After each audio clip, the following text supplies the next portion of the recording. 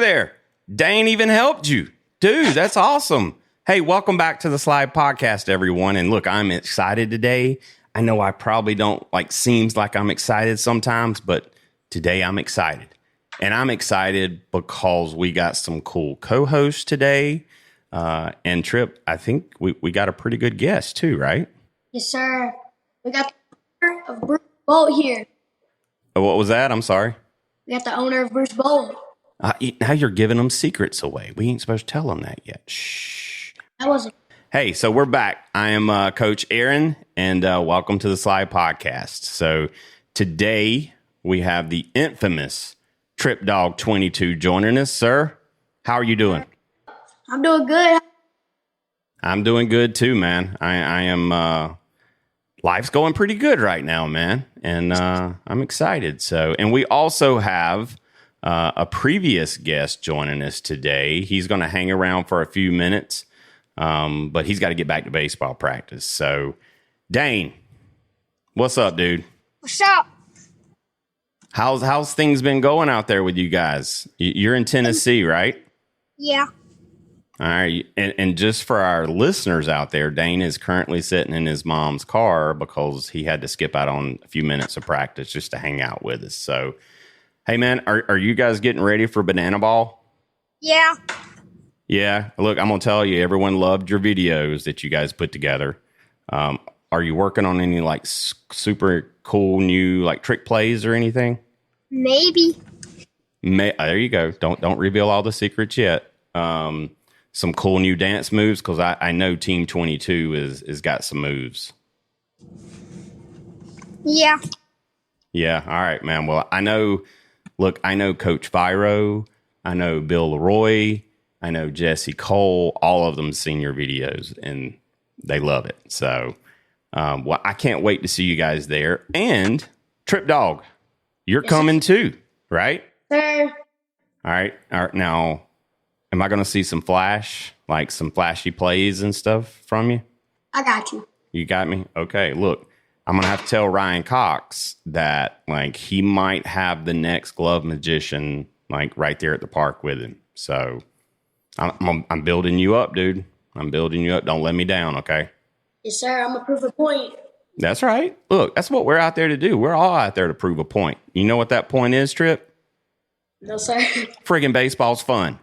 That's what it is. And banana ball is even funner. So I don't know if that's the right word, but either way, my wife's not here. I don't have to worry about her correcting me. Okay. All right. Tell us about this Mother's Day weekend, man. What did you do at the park? Okay. So on Saturday, 1-1. And then on Sunday, we tied the first game since there was 4 games. And then we were about to head for our second game, but it was raining. And it wouldn't stop, so they canceled the whole entire tournament. What? Yes. Man, how many games? Where were you at in the bracket? 3rd seed. 3rd seed. Wow. And you had to walk away because it was raining. What was the tournament like? How was things going there? So the tournament got canceled, and then we had to go home. But the bad thing is, you don't go on Saturday, then you have no chance going into the season. Was your mom nervous about being interviewed? I think she's ready. You can tell she wasn't. Yeah. Well, look, I'm gonna tell you, I love the one with your sister. How you introduced her as here's my sister / mother, because she always bosses me around. That was perfect. So. That's it. Dane, do you got an older sister? No. No? Well, if you did, she'd probably boss you around. Do what now? I have 2 younger ones. Oh, okay. Well, you as the older brother, you always have to take up for them. You can't boss them around. So, all right. Trip, let's see if we can let you introduce our guest today. Okay. So today, we got Bear, the owner of Bruce Bolt, here today on the Slide Podcast. Yeah. The CEO, founder of Bruce Bolt, Bear Mayer. How you doing, Bear? I'm doing great. How are y'all doing? Good. We're good. We thank you very much for hopping on with us. And I know you know what, I with most things we talk about on the show, it's usually kid related, of course, but when we're talking to you, we're talking MLB, college, everybody in the world that picks up a baseball bat knows who Bruce Bolt is. I don't know about So everybody, but thank you. Appreciate it. Yeah. Well, man, I love the brand. I love the story. I love just, actually, let me go back. You know what? So Trip, here's a question for you. Bear, and I apologize. Sometimes I get on a tangent. All right. So the slide is an acronym, right? So every one of the letters say it speaks for something. Trip, do you know what the I stands for? In slide? Mm-hmm. It's okay. We're going to do a better job of talking about this. What is it? Yeah. Well, that's the letter. Yep. It's inspire. It's inspiration, right? So, like our guest today, Bear, man, I'm going to tell you, like, for every kid out there right now listening, or sitting at home watching, like, if you got an idea, like, don't just let it go. Look at this dude. So, when we get started, man, I'd love to hear a little bit about your take of the story, because I think we've all watched the videos and heard all about this, but kind of tell us where it started from, man. Definitely. You want me to roll in? Definitely. Perfect. Yeah, go right ahead. All right. Yeah. Well, so story really starts when I was 16 years old. I was a sophomore in high school. I'd gotten, the only thing I wanted was a car. I was 16 years old. I was looking to drive everywhere. I wanted some sort of freedom. So I went and got a 93 Land Cruiser. I only had enough money to pay for half of it, so my dad covered the other half. So I was already in a little bit of debt to him. But drove it around for about a week, came home and needed gas money. Went to him, obviously, and he turned me down pretty much immediately. He told me to go get a job or start a company. Where I was with school and with baseball, I was going to school at 6 a.m. And I wasn't getting out until 8 at night. So getting a job wasn't really something I was going to be able to accomplish. So starting a company then came to the forefront, and I went to my dad. He's been an entrepreneur his whole life, so he has a very good idea of how you go about starting these things. So I went to him and I was like, hey, I need to start a company. What's the first step? And he told me all great businesses solve a problem that everyone has. And for me, in my world, batting gloves were the problem. They weren't durable enough. They didn't perform as well as they should. And I thought they should just be lasting longer than they do. So from there, I kind of ran with the idea. Every day after school, I'd sit down, or really after baseball practice, I'd sit down, pull out my laptop, and start designing a batting glove. That went on for a couple weeks, and then we were able to get in contact with a factory through a family friend who got us in contact with Jeff Bresnick, who's the CEO of Nakona, who was then nice enough to lead us to the factory. So obviously, as the story goes on, you'll be able to tell there's a lot of, along with hard work, there's just a lot of being blessed in right place, right time. All right. So just for our listeners out there, let me just pause. Like, you need gas money. And Dad was like, go get a job. Yes, sir. Or start a business. Yes, sir. Dad That's I'm going to use that one. He used it, and it ended up working out pretty well for him. But we got in contact with the factory. We went through about 18 prototypes with him before finally getting something we like. Then we were selling by around the same time, 2018. So the idea came to fruition in 2017, and everything kind of came together in 2018. Selling 1 to 2 pairs a day for about 2 years. And then in late 2019 was reached out to by Whistle Media, the video that you called out to the beginning. They came out to Austin, Texas. They wanted to shoot a video on me for a segment they called My Hustle. So they came out to my high school, came to my house. They started, filming. And they took the video. I didn't hear back from them until 2020. January of 2020, they told me, hey, we're going to release your video on February 6th. Didn't think much of it. Thought maybe a couple hundred Instagram followers would come of it. I couldn't have been more wrong because February 6th rolls around and I don't know what happened, but everyone really seemed to like the video, that everyone seemed to latch on to Bruce Bolt who watched it. And we went from 4 sales the day before, which was a record day, to 80 sales the day the video dropped. And then it kept going. It was 80, then 90, then 100. And, it really didn't slow down until eventually COVID hit, because that was the COVID year. Which blessing in disguise, obviously COVID, nobody, that time in our lives was a little bit all over the place. But for us, we were able to sit down as a family and kind of make the decision to restock on our batting gloves that we had just run out of. And, just really decide that Bruce Bolt was going to be part of our lives for a little bit longer. And thankfully we made that decision, because here we are today. And, I'm blessed to be able to sit here and say I've been a part of so many cool things now at 22 years old. And now I'm getting to be on the Slide podcast with all y'all. That's right. Trip. He's excited to be here, dude. Sure. All right. Now, look, we had somebody else pop in with us. So Lila Brickwall Bratch, she's also one of our field reporters. She lives on the West Coast. So she literally just got out of school. I did. Ran home and hopped on a podcast. Awesome. So Lila, welcome to the show. Thank you. Awesome. So Bear just walked us through this amazing story. It's pretty cool. So the whistle media actually really helped you. They helped to blow the whistle, I guess. I know without Whistle Media doing that video, we'd probably still be where we were. Maybe we'd start to grow, maybe we'd catch fire, but we'll never know, and I don't want to know. That's right. Our initial stock was purchased to get me through college. The goal was that I was going to have 1,000 pairs of gloves until I was graduating college, which would be this year, would have actually been 2 days ago. And so, wow. Obviously that didn't happen.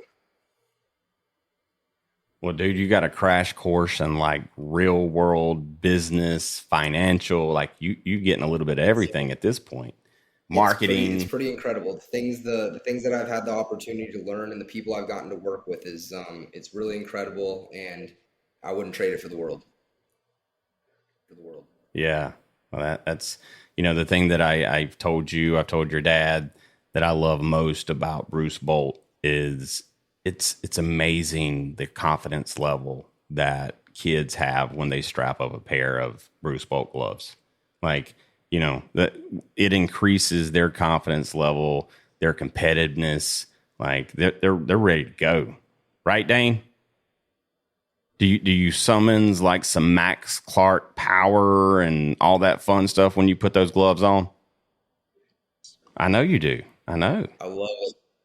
I saw it's Trip incredible. Just hold a pair up. He had a pair of the Haps, the Hap Baby Blues. Oh, and we got, which ones were those? Were those the Vader Blacks? Oh, those are the Navy? These are the Navy. Gotcha. That's a good pair. I love it. Tell him you won't get back. These don't have as much power on them. Right. He said, I need my money. I don't have a lot of power. All right, look, let's Lila, we got to pause. Trip's having some technical difficulties. Bear, I apologize. This stuff happens, believe me. No problem. This stuff happens. Yeah. Do you have AirPods, Trip? I've got. Do me a favor. See if you can maybe hop off and log on with your phone if that's where they're synced to, or just if you can sync them with his phone. And what we'll do is I'm gonna let Lila and Dane maybe ask him a question, and by that point, Trip should be ready. Cool. Well, look, let me tell you. So I know going through those first 2 years, 2 pairs a day and 4 pairs is the record. That's commitment, and that's something that I think kids today and even adults, honestly, we need to understand what commitment means. And that means you hang in there. And because if you hadn't have stayed and hung through that tough time, specifically of COVID, look what you have missed out on. Yeah. So it's a huge lesson. Kind of back to you mentioning that 2 pairs a day. The initial kind of look at this whole thing with Bruce Bolt was that it was a project that my dad was teaching me how to be an entrepreneur. At no point would we ever have thought that this would get to the point that it's at. So yes, there was absolutely an aspect of hanging in there come COVID time, but during that 2 year span, I was more just, just doing it as a hobby. So the idea that it is where it is absolutely incredible. And we're very blessed to be where we are. All right. Well, I'm going to start it off with the first question. Lila, you be ready next, okay? All right. So you were a baseball player first. Yes, sir. Tell me what you remember most about playing baseball during your childhood. Good question. Obviously remember a ton of stuff. I'd say the biggest. So I always was a pitcher from the second I started playing baseball. I didn't start playing until I was in 4th grade, and I went to a University of Texas baseball camp.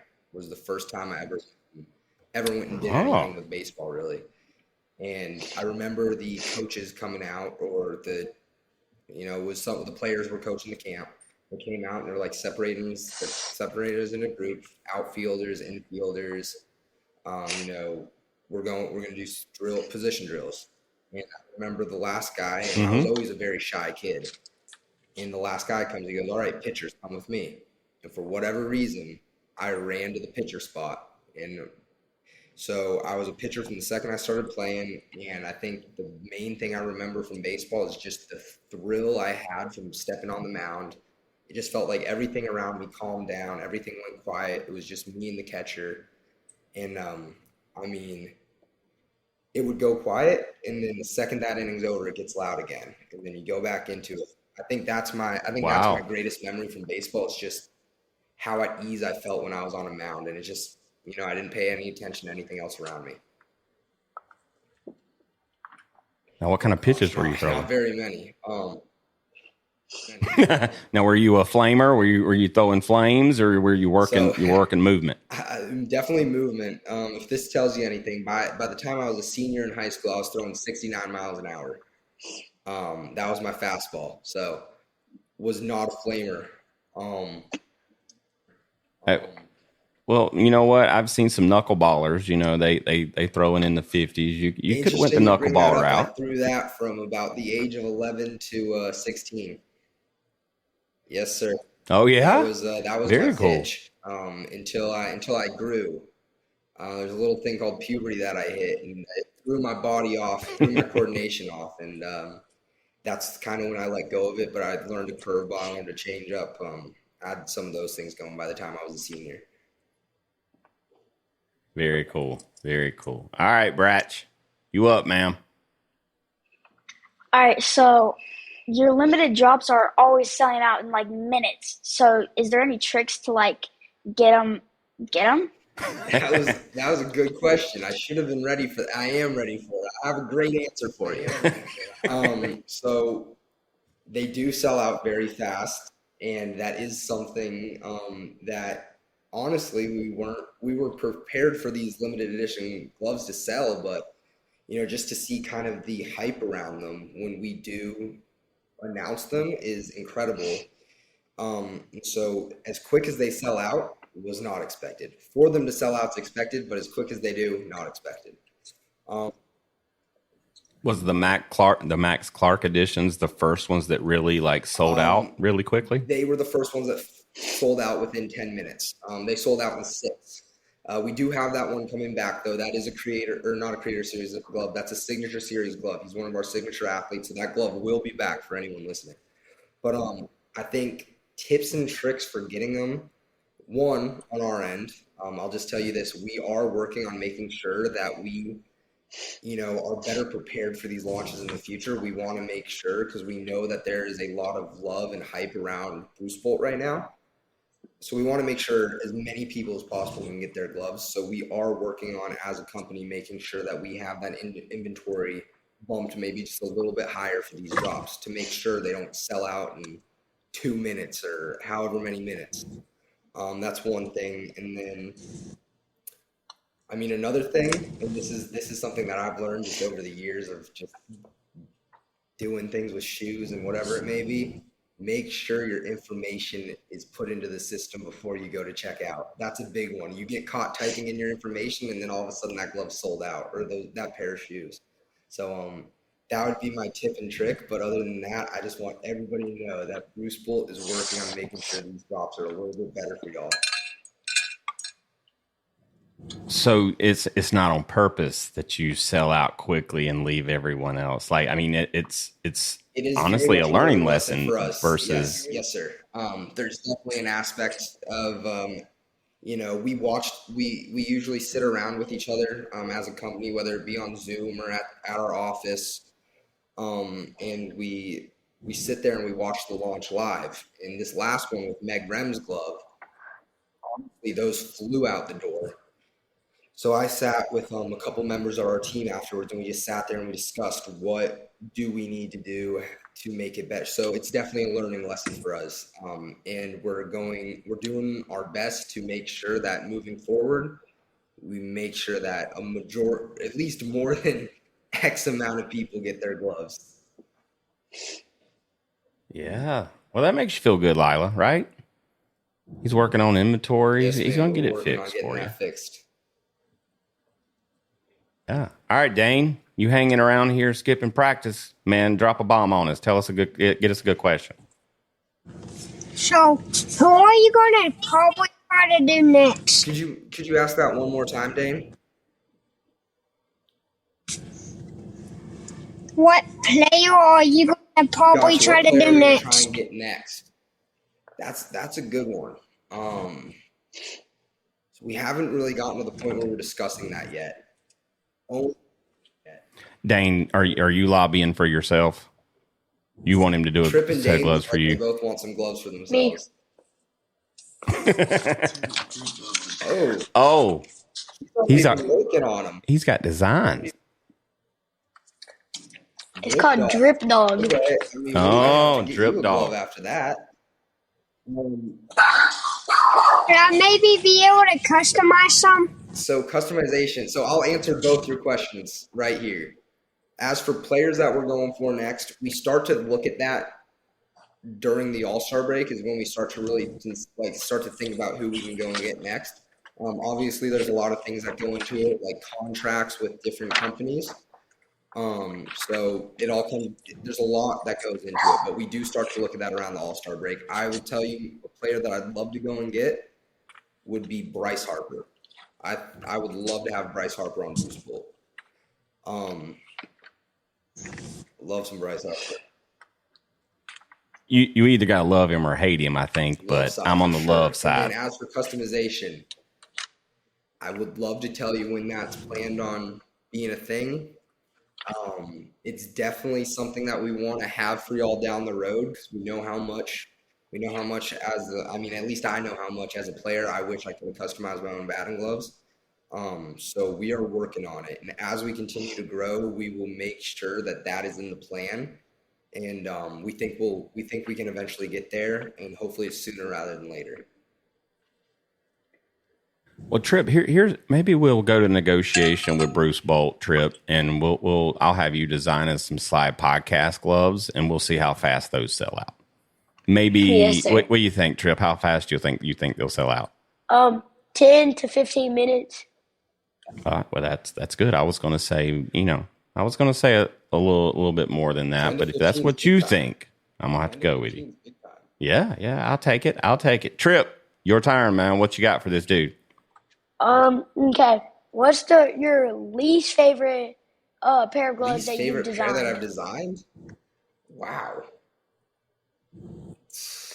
Am I allowed to say none of them? Yeah, it's his stuff. See, all the stuff that he didn't like, that was left back in the design area. Like he was just like, that won't work. But if I do have to pick for you, oh, that's tough. What's my least favorite color? I'll just go with what's my least favorite color in general? Yeah, no, I can't answer it, Trip. I can tell you my favorite. Which one? Okay, that's actually a hard question too. That's actually really hard too. I'd say, maybe those Meg Brems that just came out. Those are really cool in my opinion. I love the Bader tapes. We've got a new Ian Happ glove coming out later this year. That I think everyone's gonna really like. It's definitely on my list of top favorites. So it's a hard choice to make, but I might have to go with that new Meg Brem just because of how much it pops and how much everyone loves it. Yeah, yeah. I mean, look, I think they're so cool. I mean, I'm an old man now at this point, and I don't play a lot. I still coach, but I'm gonna tell you, they're so like I love the way they look so much. I'd wear them sitting here on the podcast. I would enhance my drip, Lila, if I had Bruce bolts on when I'm recording. I think I would record better. I think we got to get you. You think so, Lila? I think we got to get you. Yeah. I think so. Every podcast. Look, you'll have in every podcast. Increase the drip. Yeah. Increase the drip. That's what it's about. That's what it's about. Look, I've learned, Bear, that if you look good, you play good. Exactly. And when I was growing up, we didn't have any drip.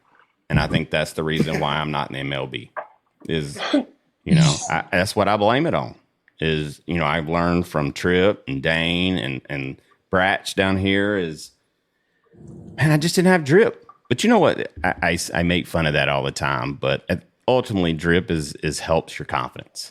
And I'm going to tell you, I struggled with personal confidence a lot when I was in high school playing. And, my goal for this show and for these guys here joining us is like, take advantage of it. And even your story is just hopefully there's someone out there that's got an idea that, they take it to fruition. And I think it's pretty awesome. Lila, what you got next?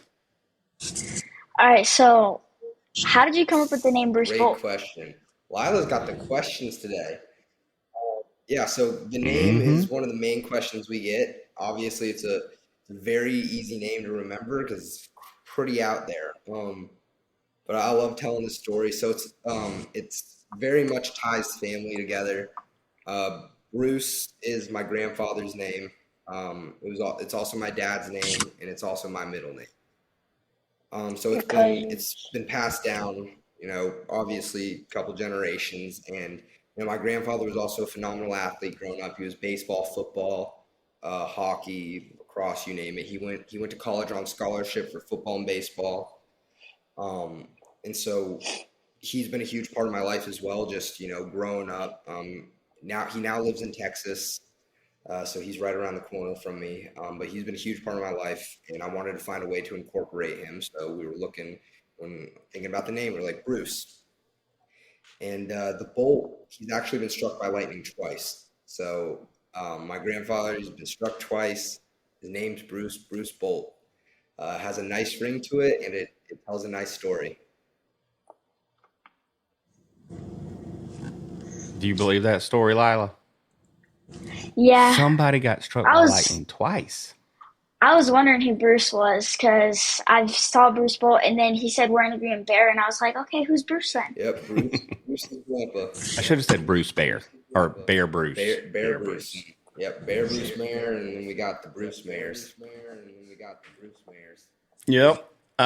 So Bruce Bolt, the name, Lila, check this out. What if, how all the guy that wrote Spider-Man, Sam, what's his name? The dude that came up with all the Marvel. I can't remember, but he always likes to do two superhero name or the superhero name with letters that kind of are similar. So Peter Parker, like that. Bruce Bolt, and that sounds like a superhero to me. I think so. Dane, you got any more questions, dude, before we let you get back to practice? Yeah. All right, let's shoot. What's the you prefer? Short cuff or long cuff? Long cuff or short long cuff? Long cuff is going to be my choice on that one. Long cuff was actually my original design. That was part of the way that we wanted to separate ourselves from other brands. I designed it. It was the first glove that I designed. When I played, I like to tape my wrist a lot. I played a lot of middle infield, a lot of outfield, you name it. But I especially liked the tape on my wrist for when I went up to bat. It made my wrist feel more secure, and it gave me an extra level of confidence that, Aaron, you were talking about earlier, that, if you lack that confidence, what are you going to do when you get up to that plate? So I liked having that stability. I would get pulled into pitch middle of the game. I came in as relief, and I'd have to take that wrist tape off. And in my next at bat, I was lacking confidence because I no longer had that support. So here comes the long cuff. I designed it to act as a wrist tape for when maybe I was pitching and I didn't get to have that support. So the original design for the long cuff was based off of a little bit of a confidence thing for me. But if I have to make the pick, I'm going to go long cuff. I like that too. I've always liked the long cuff just for that support for your wrist. I mean, it's just an additional support. What's that, Dane?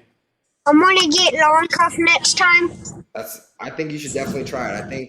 I think when people try it, they definitely, because it's definitely a different feel, but I think you'll like it, Dane. All right, and tell Mom to get me a pair too. I know his mom, so she knows I'm playing. All right, Trip Dog. What's the next? How has Bruce Bolt affected your family? It's affected my family in a very, very positive way. I'll make it quick. I'll make it a quicker story than it could be. But, in the beginning, it was me, my dad, and my mom. And, it did at some points, as anyone could assume, working with your dad, there can be some negative times. Kids fight with their parents all the time. Just imagine working with them 8 hours a day. You're wrong. So there was definitely, there'd be some fights between me and my dad very early on. I then went off to college. I got to, I took a little bit of a break from being home, a little bit of a break from Bruce Bolt, which then gave me time to grow up and become a little bit more mature and more of an adult, to when I came home the next time, I was, I internally was ready to really take on Bruce Bolt more than I had been and start to work with my dad better than we had been. And that definitely changed our relationship for the better. We have a great relationship now. My mom obviously always had a great relationship with her. I'm a little bit of a mama's boy, always have been.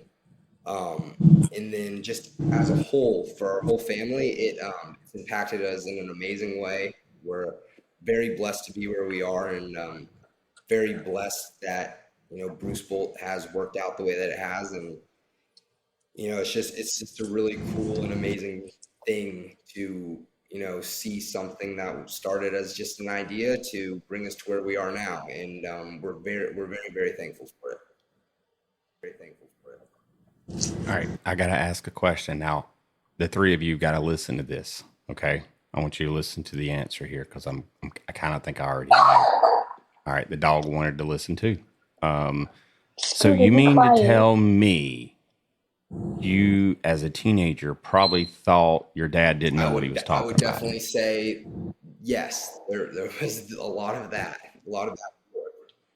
And you realized that once you got back really involved and engaged, that, hey, he might know what he's talking about, right? You realize that your parents, they only want the best for you. So everything that my dad was doing when, maybe sometimes I'd get annoyed or flustered or not want to talk to him, he was really only just looking out for me and looking out for my best interests. So at the end of the day, that's all your parents want for you. They just want you to succeed, and they want to see you happy. Yes, sir. That's a lesson, right? That's I have this argument with my 9-year-old all the time. He thinks he knows everything. Lila, do you know everything? I feel like Lila might. She would be the one out of, specifically between me and her, she would probably know more than I do. That's for sure.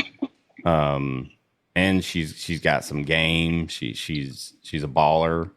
Dane, who knows more, you or your mom and dad? I don't know. There you go. Look, just take a draw. Right now, you're still deciding. Trip, I know you got that right. Me. Yeah. Okay. You know what? I wouldn't have it any other way. I think that's what makes you so special.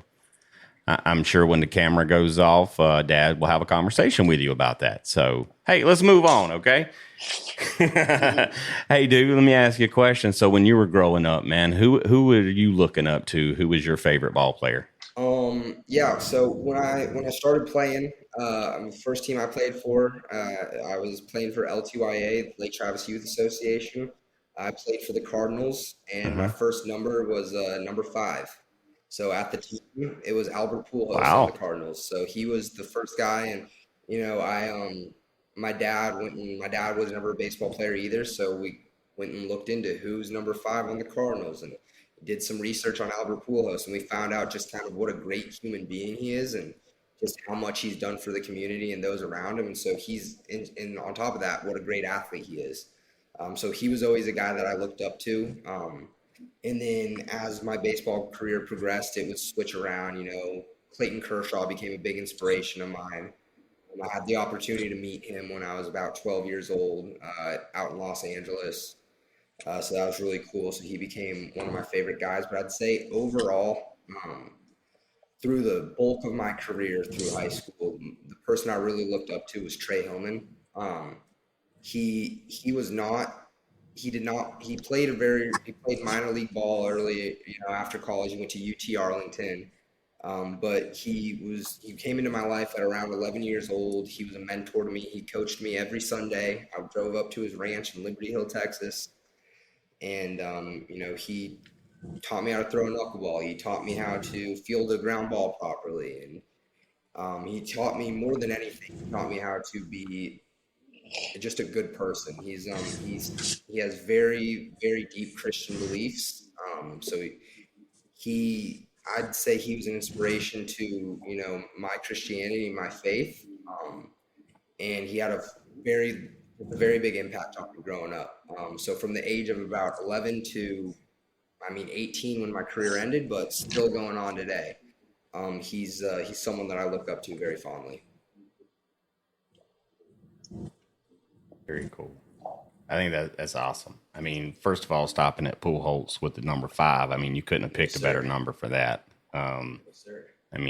Pujols was the man. And honestly, I know he's retired, but he's still the man. Always will be. So, Absolutely. his charity, he's still doing so much for so many people. The guy used to hit, hold on, let me get this right. The guy used to hit some serious swamp donkeys. Did I pull that one off, Lila? Trip? That was Dang. Yeah, I was there. Yeah. Hit 700.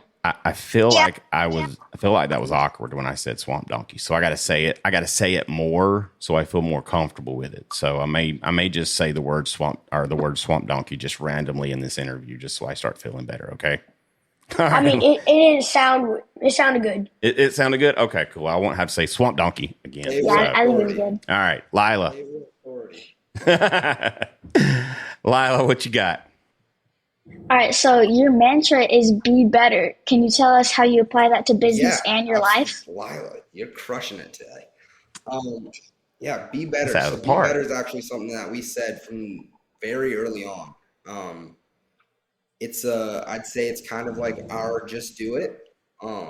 But from very early on, my dad and I would just say be better, something went wrong, be better, get it right, so it kind of became a very large part of our company. We all say be better to each other. We have 3 rules, it's be better, be kind, and don't mess it up.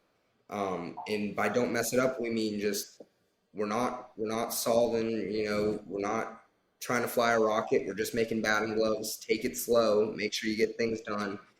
And then be kind. Obviously, we want to be kind to everyone. We want to show everybody this. We want to, treat others the way you want to be treated. And then to be better, the way I look at it is you do all you can every day to be the best.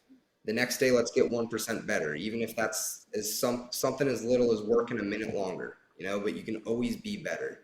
You don't have to be the best. Perfection, as we all know, is you can get close, but it's unreachable, but you can always be better. So that's kind of where Be Better originates from, and that's the way I look at it. And I think the majority of our company, if not all of our company, looks at it. I love it. I love it.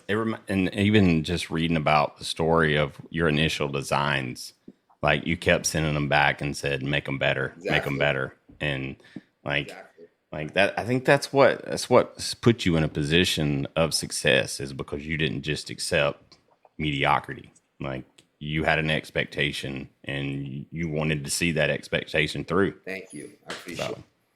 Thank you. This episode's full of lessons. I'm going to tell you, like, it's good stuff. Dane, you ready? You got another question? Yeah, one more before I go back to practice. Could you possibly maybe send me some Ian Happ long cups? Ian Some Happ long what? cups. I'm sorry, what was that? Oh, yeah. Dane, you know what? I'll get Aaron to tell me your size and which one of the two Ian Happs you want. You want the baby blue or the white? Baby blue. Baby All right. blue. Well, send Aaron your size, and I'll get you a pair out. And the same goes for you, Lila and Trip. Yay. Look at there. It's like Oprah on this show. You get a pair, you get a pair, you get a pair. Good job, Dane. Look. I'm going to have to pick which ones I want, though. These other two were thinking that. You just Dane had had the enough guts to ask. it. All right, dude. Hey, go have a great practice. Focus. I know you're excited because you just talked to like a real deal celebrity here, but I mean, Bear's cool too. I mean, no, I'm serious. Hey, dude, you did great. And go have fun at practice, dude. And I'll be in touch with you. Thank you, Bill. See you, Dane. Aaron. Good practicing. Bye. And Aaron. And I All right. See you, buddy. see you. What was the biggest lesson you've learned in business? You know, so you've been at this thing for a little bit now. What's your biggest lesson for like entrepreneurs or someone starting? Yeah, well, obviously learned a lot of lessons in the 6-7 years I've been doing this. I'd say it's really important to make connections. You know, it's also, there's a ton of lessons that go into it. We all know that, but I'd say the most important to me has been the connections I've made along the way. You know, the only reason we got to a factory is because of a family friend that we had who introduced us to Jeff Bresnick, who then introduced us to the factory.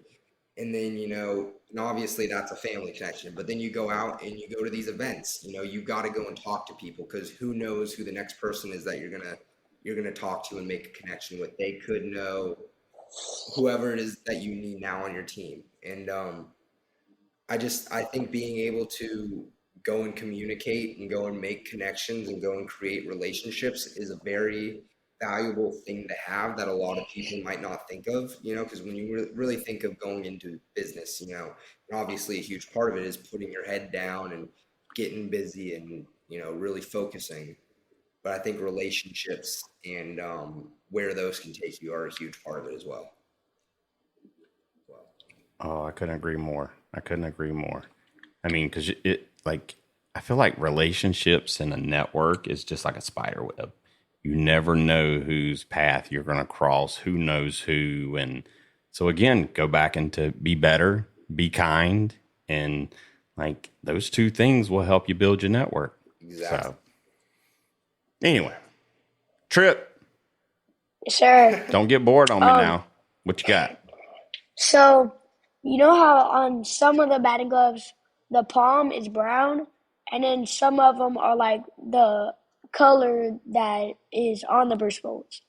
How do you decide which one to do? Good question. So initially, we did the tan palm, the brown palm that you're talking about.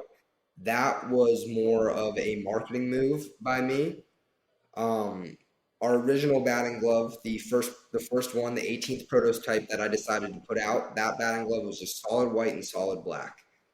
Then we got to a point where, you know, we'd started to grow, and so now we're looking at creating more batting gloves. in an attempt to, make people start asking, what are you wearing? Because when you're on a field, you're standing at the box, maybe not everybody can see what you're wearing.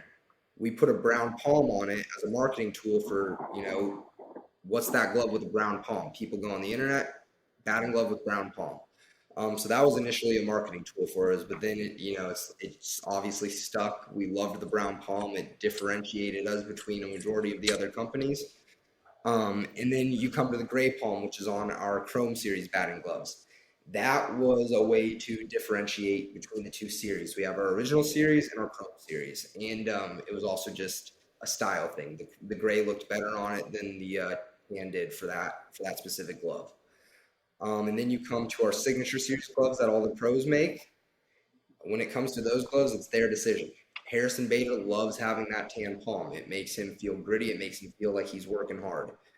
Nimmo, he goes with the gray palm because it fits the colorways he's going with more. Hap was the first one that we let put a colored palm on his batting glove, and he went with the baby blue. That was just, we had gotten to the point where we've grown enough, and we've grown enough with our factory to where we were like, listen, we're going to start trying to do new colors here on the palm. And it was also very much a style thing. Ian Happ came to us. He was like, listen, let's try and get a new colored palm on here. It had been something we had been thinking about for a while, but Ian was just the first one that we did it with. And now, as you can see by looking at our catalog, we've got more and more gloves coming out with that color on the palm. So it's a big step that we decided to take, and it's been working out really well. That's awesome. Trip, what you like, the brown palm or what you like? I like the colored palm. What's your favorite color of palm that we've got? Probably the Max Clark, the pink and blue ones. That's a good pick. Like the pink and blue palm looks cool. Palms. Good pick. You know, I gotta say, look, pink is coming back. Way. Actually, pink's always been here. I think for most of us, we're just now realizing pink is actually cool. Trip, you wearing it, dude? You got it. Look, I try to like look at these guys and I imagine like who in the MLB reminds me. And Trip, I feel like you're going to grow up to be similar to a Bryce Harper. Man, I hope so. I would have said. Man, Bryce. I do too. I would have said Bryce. Yeah. Look, the kid was on front of the Sports Illustrated at like 16. I still have that Sports Illustrated. And hey, look, dude, let's get you on cover of the Sports Illustrated. Lila, you want to be there with him? I think yeah. We do the duo, like, but obviously like the lowdown, he's going to get upset because we don't include him and, Easy E, Big E. We got to get all those guys involved. Look, I think it's something that we can work on. We can just have all the field reporters on front of the site on Sports Illustrated. You guys think so? Yes, sir. Listen, one thing that I've learned and I've been inspired by Bear is, look, if we want to do it, there's no one stopping us. Let's just do it, okay? All right. Well, look, we're going to get there. All right, Lila. Got any more questions for this dude? I do. Okay. So, those new Meg Rem gloves, I know they were designed for softball players. Is there any difference between your baseball and softball batting gloves? Actually, we did have a couple questions on that. Meg Rem that's a good question because we did. Now I can voice that a little more. Meg Rem, obviously, she's a phenomenal softball creator. She's great. Love working with her. But the gloves that we designed with her are actually, like you mentioned there at the end, they are both softball and baseball gloves. There's no difference yet. And I say yet because that glove is the same build as all of our other gloves. But we are currently working on what we are calling our women's fit batting glove. We've seen that there hasn't been a lot of, attention to softball, as much as there has been baseball. So we have really taken these last 6 months to a year to focus on building a batting glove that fits a softball player better than our current batting gloves do. So we've really just taken into account the sport of softball and taken into account just girls and women in general. So Meg Rem was not a different fit yet, but moving forward, look out for the women's fit batting gloves.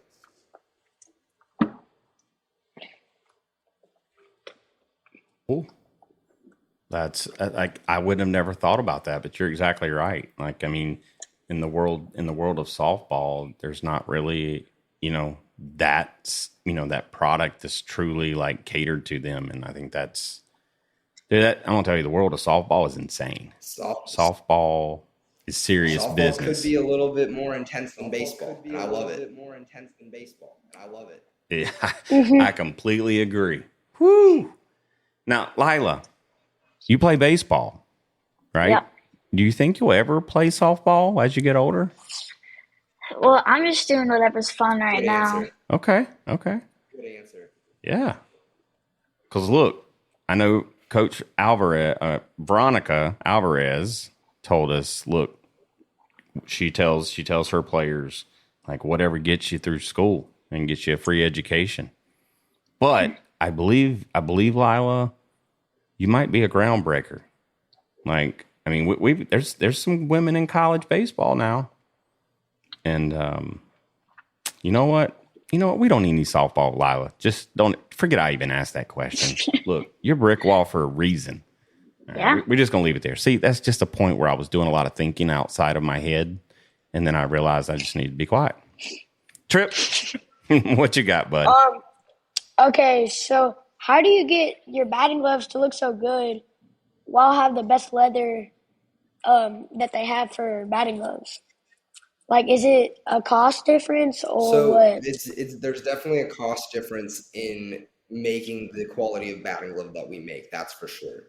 The cost is definitely there, but it's well worth it for us to go and produce that quality, and get that performance out of a glove. So yeah, so there's definitely a cost difference. And then as for as good as it looks, I appreciate that comment, Trip, because all these batting gloves are designed by me. So as long as you're out here thinking they look good, it's a huge compliment to me, and that's the goal. Is I want y'all to keep loving what I'm putting out and loving what the pros are putting out, because obviously Harrison and Ian and Brandon, they all have a lot of say in their batting gloves that they're putting out. So those are a collaborative thing, but it's awesome to hear from you that you love what we're putting out, and we're going to make sure that we keep making you happy, Trip. Yes, sir. Well, I got a question. So, I mean, I'm going back to trying to put myself in your shoes at a young age, designing gloves. Like, I noticed it's 0.9 millimeters thick leather. Like you, as a teenager, you're having to learn all of this stuff. Like, what was that like? It's unlike anything that you ever expect to learn. But I'm sitting in high school English, and then once the day's over, I'm going and I'm sitting at my computer and I'm learning about 0.9 versus 0.1 millimeter thick leather, and I'm learning about what stitch is a better stitch than the next. And there's definitely, and then on top of that, I'm learning how to manage money at 17 years old. So there's definitely a lot of learning that went on as a high schooler that you don't think you learn until maybe you're in college in that course, So I'm very thankful for it. It was an incredible thing to learn those lessons when I was that age. It's gotten me to an amazing point in my life, and I mean, these are lessons that maybe sometimes you don't learn in college, or you do need to go outside of the normal education system to go and learn. Like, if I'm in a college course as a sophomore learning about business, it's one thing to learn about it. It's another thing to go and try and make that transaction with a player's agent. So there's little things to it that I'm very thankful that I learned at the age that I am and was. Yeah, I think a lot of people don't assume the learning really starts until you get to college.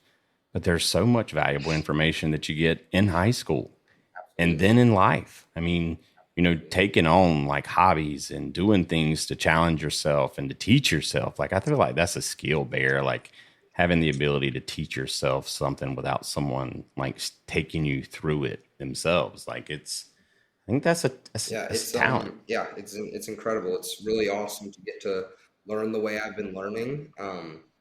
Obviously, going to school and getting an education in college is a very valuable thing, but there are, like you said, other ways to learn these things, and Bruce Bolt's granted me that opportunity, so I'm very thankful for it. Well, one more question that I have, and I'm going to turn it over to these guys, see what final questions they have. But so when you decide on someone for a collaboration, how long does it usually take from probably the contract to be signed or an agreement versus when street date happens? How long does that take? I think the timetable is usually about you got it. So from the first sample that we get, say that we pick the glove, turnaround time is about 120 days.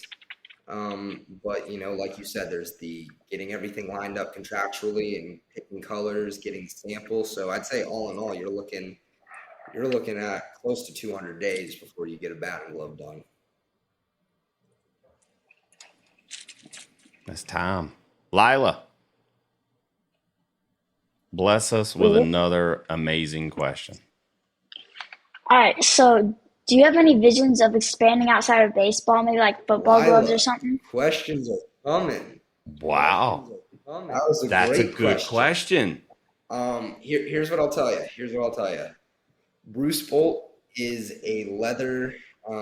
We excel in leather. We are a leather goods. Our batting gloves. There might be other things we're working on within baseball, but we're going to continue to grow within the sport of baseball.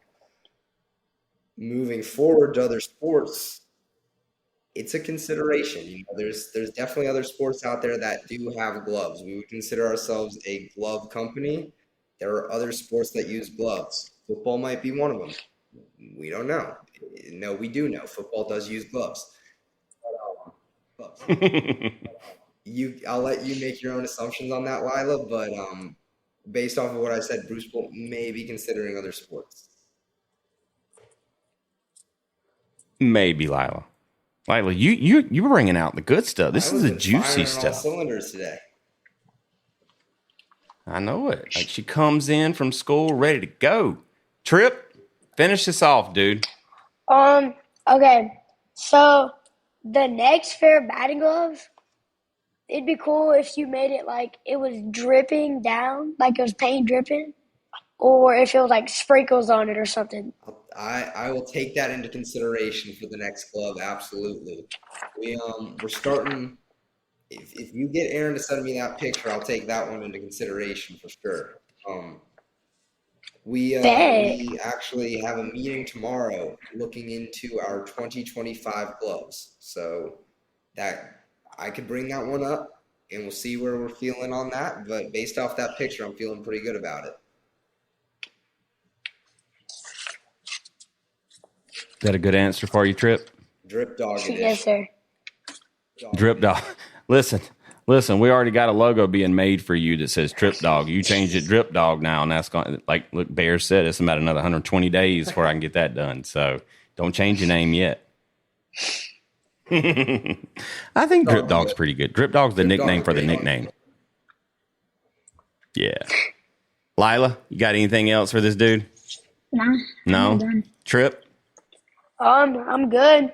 Awesome. But it'd be cool if because everybody on my team has Bruce Bolts, literally everybody, and it'd be cool if we got a team sponsor or something. I like the way you think. That's listen, I'll look, they know how to get in touch with you because when I told his assistant today that Trip Dog was going to be on with us, she was like, "Ooh, I don't know if he's ready for Trip Dog." So, and I didn't tell them to go watch anything of you. They were ready for you. That's good field reporting. Yeah, you're exactly right. Bringing the real news listen, Bear, when Trip reports, it's unfiltered. Like we get his thoughts and look, I grew up being told, look at the baby's ugly, say it. Trip will tell you. Like Trip, you literally talked to a mom this weekend that thought her son was safe and he really got hosed. And you just told her, right?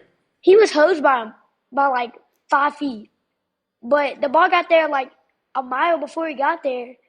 and he completely missed the tag, like terribly. But the ball got there so early, so he had to call him out. Well, like Tripp went right up to the mom on camera and was like, "Do you think your baby was safe?" And she had to say, "Yeah." And Tripp, he had both moms together, the kid on third base's mom, and he had the runner's mom together. And The funny thing is, they both go to the same school, and they be playing with each other during like the hallways. They be like, I heard that they be pushing each other and stuff. Cause I think they got a little bit of beef. oh, they might now. Look, you might have been the instigator there. That's all right. All right, Bear.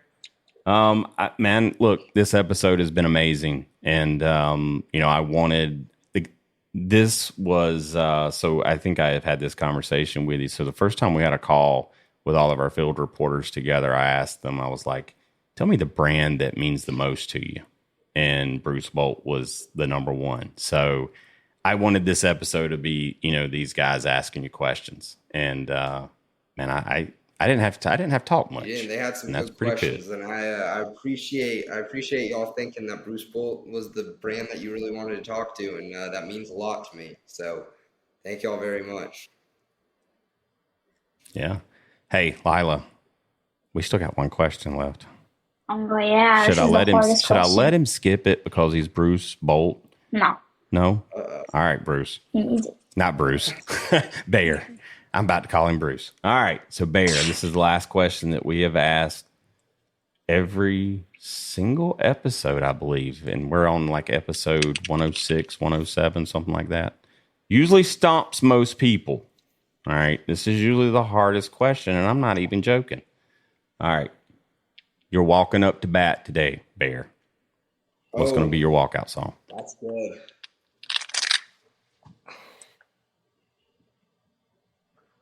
I think I gotta go back to my senior year walkout song. It was "Oops, I Did It Again" by Britney Spears. Oh, yeah. That's it. That's my walkout.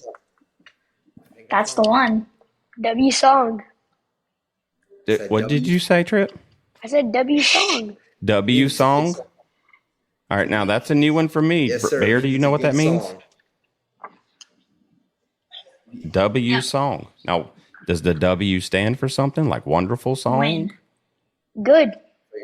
Like win, good. We're just changing the vocabulary and how And letters L means sound. bad. If Okay. said L Oh, song, so I would've when been on the floor, I would have been distraught. And I would have been sitting here puzzled and confused. Have no clue what that meant. All right, dude. Hey, thank you so much for your time. I know you're super busy. You're an international traveler, super high class businessman. I appreciate it so much, I don't know about man. all that, Aaron, but thank you guys for having me on. I always take the time for things. Thank you. Yeah. Well, Thank hey, you. at the end of every show, we let you close it out for us. And so I'm gonna run through a few things here for our listeners. But at the end of the show, I'm gonna say, until next time, Bear. And you're gonna say, we'll catch you on the slide. Catch you on the slide. Yep.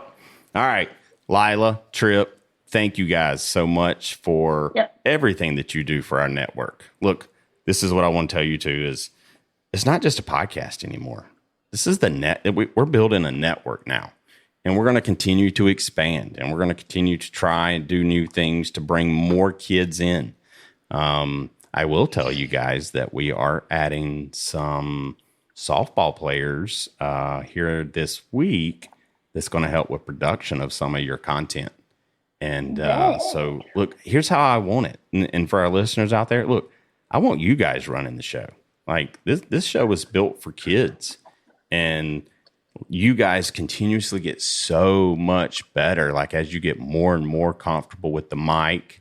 And this show is going to eventually be turned over to you guys probably at some point. And I'm excited about it. Look, we just learned some valuable lessons about things. And we can apply those same lessons to the Slide Network. And thank you guys. Lila, thank you for getting out of school on time, running home, and being ready. Tripp, thank you for missing batting practice today. So Bear, he missed batting practice. Trip, I appreciate it, man. I know BP is a big thing to miss, so I appreciate it. Yes, sir. Been going for 6 years. Well, 6 years. I mean, how old are you? Like you like 6 and a 11. half, 7? Oh, okay. Well, dude, that's more than half your life you've been in batting practice. And my sister went to the same one, but when she played softball. Is that where she learned how to boss you around? Yeah. Okay. Well, look, next time, tell her to run some polls. All right. Listen. I do, Hey. and then my batting coach gets mad at me because I'm mean to her. Oh, yeah, I'd make you probably do some push-ups, but then I'd make her run too. Just do it both, man. Look, push-ups are a good thing. If you get push-ups as a punishment, you're getting stronger every time you do it. So who cares? Yeah. All It's right. not that bad of a punishment either. Well, I tell you what. Depends on how much. You're going to write a check that you're about to have to cash, buddy. What if I told you to do 100? Oh, Lord. There ain't no bet on that one, is there? It's all right. no. You'll get there. Hey, you'll get there. Hey, listeners and our viewers, thank you guys so much.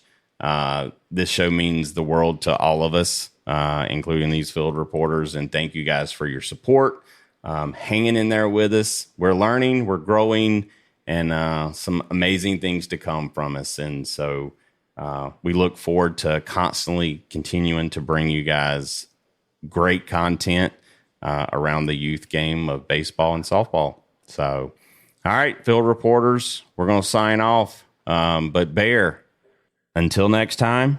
Catch y'all on the slide. There you go. We thank you for toughing it out and pushing through. Now, let's go teach the world great sportsmanship, leadership, to go inspire someone through your dedication and excitement for the game. Make sure to smash the like and follow button on all social media at The Slide Podcast Show and The Slide Pod on Twitter. Plus, leave us a review and feedback. Until next time, we'll catch